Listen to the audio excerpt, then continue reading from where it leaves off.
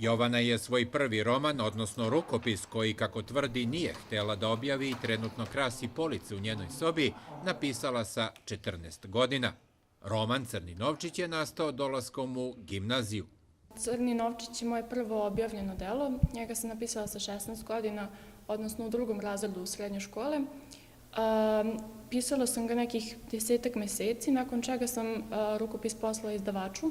Prve primjerke romana dobili su drugari iz odeljenja. Sa Jovanom su išli na promocije i stajali uz nju iza izložbenih rafova. Krajem prošle školske godine smo dobili par primjeraka mi iz odeljenja da pročitamo i tako znali smo da ona nekim mesecima unazad već piše i da radi na tome i baš smo se obradovali kad je to ugledalo svetlost dana. Crni novčić žanrovski je najbliži detektivskom romanu. Promocija je bila na sajmu knjiga krajem oktobra ove godine u Beogradu. Prva veća promocija u Beogradu i nije mogla da bude bolja zato što je to Beogradski sajam, to je i najveće ovdje u Srbiji. I pokazali smo podršku, kupili smo knjige, dobili smo potpisano isto od nje i bilo nam je baš lepo na sajmu. Pa imala je tremu kao i mi ostali, ali na sajmu bilo prelepo.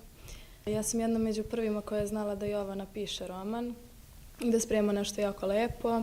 Ljudi sa sela vekovima su verovali da se nečija sudbina može odrediti prema tome koliko se svraka vidi.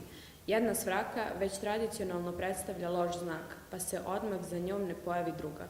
Treba brzo da se skine šešir, pokloni se i kaže dobro jutro. Roman jeste neobičan i kao predmetni nastavnik, kao pedagog, stvarno nisam učestvovala istom, zato što je to njen sud, to je njen stil, to je njen način izražavanja. I ona voli tako da piše, ona se pronalazi u tome i ona je nadasve dobro u tome. Nadahnući talenat mladom piscu ne treba suzbijati, ponovila je razredni starešina i na promociji knjige u Narodnoj biblioteci.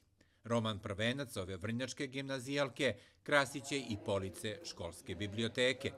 Tokom mog školovanja ovde ja sam ovu knjigu i napisala, tako da mislim da bi bilo baš lepo da školska biblioteka ima jedan primjerak. Osim toga, generalno učenici ove škole, moji drugari iz odeljenja i svi, isto tako i profesori kao i razredna, svi su me oni jako lepo podržali.